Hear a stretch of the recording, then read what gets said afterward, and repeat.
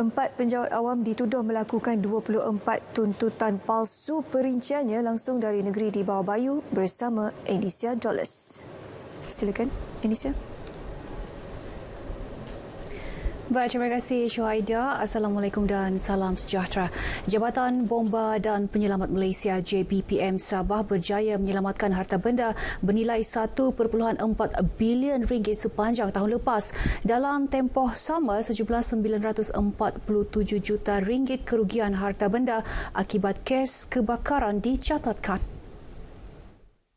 Pengarah JBPM Sabah, Kamarul Zaman Malik Abdullah berkata, 8,947 panggilan kecemasan diterima tahun lalu berbanding 8,873 panggilan tahun sebelumnya.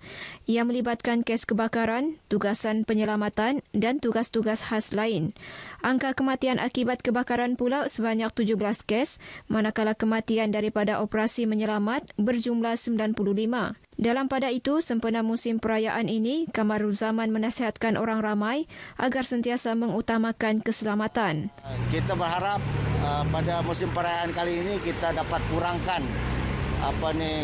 kebakaran yang berlaku akibat daripada kecuaian semasa memasak ataupun semasa kita meraihkan perayaan. Beliau ditemui pemberita selepas melancarkan program kempen keselamatan kebakaran sempena musim perayaan Tahun Baharu Cina 2021 di sekatan Jalan Raya SJR Telipok.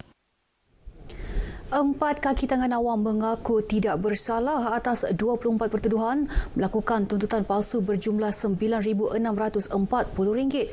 Pengakuan dibuat di hadapan Hakim Abu Bakar Manat di Mahkamah Session Khas Rasuah Kota Kinabalu.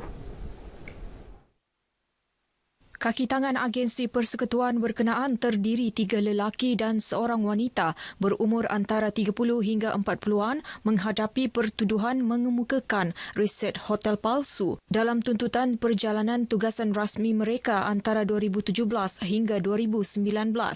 Tertuduh pertama dituduh 2 pertuduhan melibatkan tuntutan palsu resit hotel berjumlah RM740 dan tertuduh kedua 8 tuntutan palsu berjumlah RM3,612. Manakala tertuduh ketiga berhadapan 8 pertuduhan tuntutan palsu berjumlah RM3,497 dan tertuduh keempat 6 pertuduhan tuntutan palsu bernilai RM1,473. Kesemuanya didakwa mengikut Seksyen 18 Akta Suruhanjaya Pencegahan Rasuah Malaysia SPRM 2009.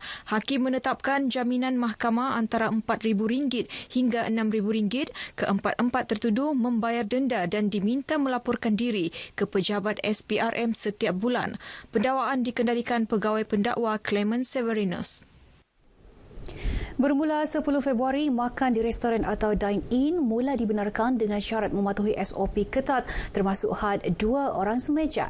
Pengusaha restoran meluahkan rasa syukur kerana pertimbangan kerajaan namun mengakui masih berdepan cabaran menarik semula pelanggan dan keadaan ini memaksa mereka lebih kreatif serta berani mencuba alternatif lain. Seorang pemilik restoran di Kepayan, Kota Kinabalu memberi pilihan kepada pelanggannya untuk dine-in dalam kenderaan masing-masing. Bersama wartawan Sarifah Munazrah Sarip.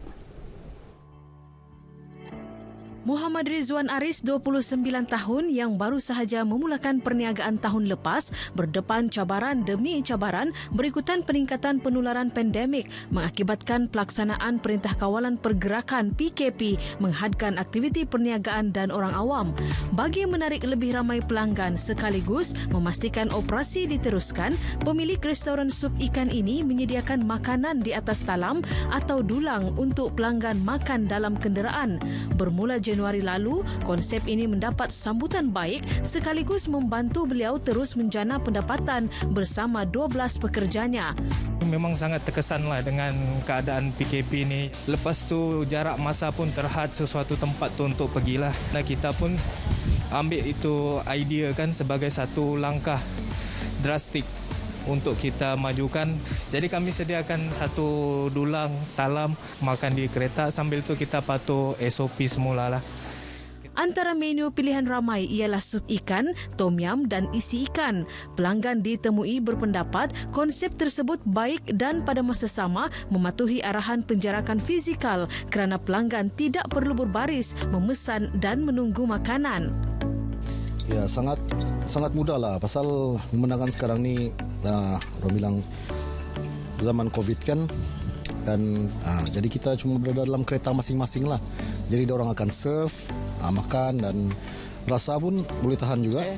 Makan dalam kereta ada baguslah sebab itu dari kita ini dari yang COVID punya kan, mengelak daripada masalah itulah berbaris semua, jadi senang sikit lah. Kalau lepas makan dalam kereta boleh balik lah. Cara begini kita mengelak, kita ikut jarak apa yang patut yang disarankan oleh kerajaan. Jadi supaya kita elakkan daripada virus yang kita lalui sekarang.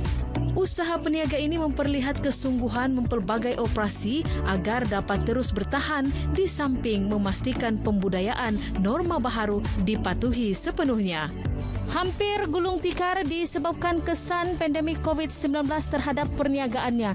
Namun, peniaga ini tidak berputus asa dan beliau telah mencipta sesuatu yang baharu, iaitu dengan makan di dalam kereta seperti sekarang ini. Dan konsep ini mampu mendidik masyarakat untuk terus mematuhi prosedur operasi standard. Laporan Sarifah Munazah Sarip, Berita RTM. Baik, sekian paparan dari Sabah petang ini. Selamat menyambut Tahun Baharu Cina dalam suasana norma baharu. Patuhi SOP ditetapkan. Kembali bersama Syuhaidah. Silakan Syuh.